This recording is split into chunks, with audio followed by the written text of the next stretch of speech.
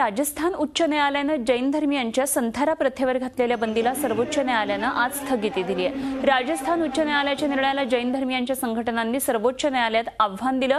या याचिकेविषयी सुनावणी करताना सर्वोच्च न्यायालयानं ही स्थगिती दिली आहे। राजस्थान उच्च न्यायालयाने संथारा व्रतावर जी बंदी घातली होती, आज सुप्रीम कोर्टाने ही बंदी उठविली आहे। त्यामुळे निश्चितच जैन समाजाला खूप आनंद झालेला आहे। संथारा ही जैन समाजातली अतिशय प्राचीन प्रथा असून या प्रथेची तुलना सतीसारख्या अमानवीय व आत्महत्येसारख्या घृणास्पद कृत्याशी कोणत्याही स्थितीत अजिबात केली जाऊ शकत नाही।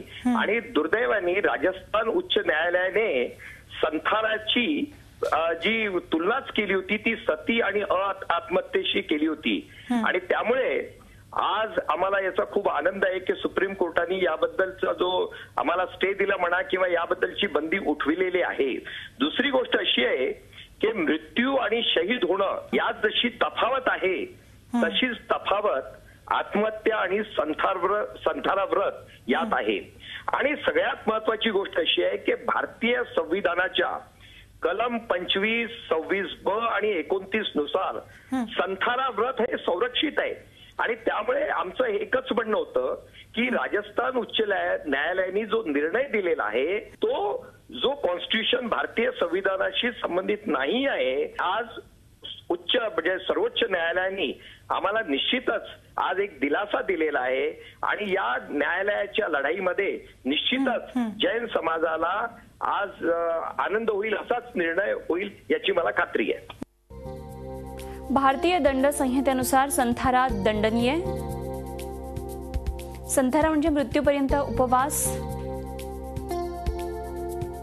धर्माचा आवश्यक भाग नाही। संथारा म्हणजे मानवाधिकारांचं उल्लंघन।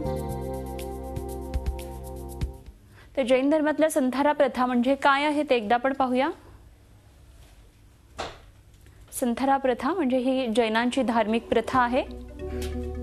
संथारा म्हणजे मृत्यूपर्यंत उपवास, जैन धर्मानुसार जीवनाची अंतिम साधना। मृत्यूजवळ दिसू लागताच एका खोलीमध्ये स्वतःला बंद करून अन्न पाण्याचा त्याग करणे।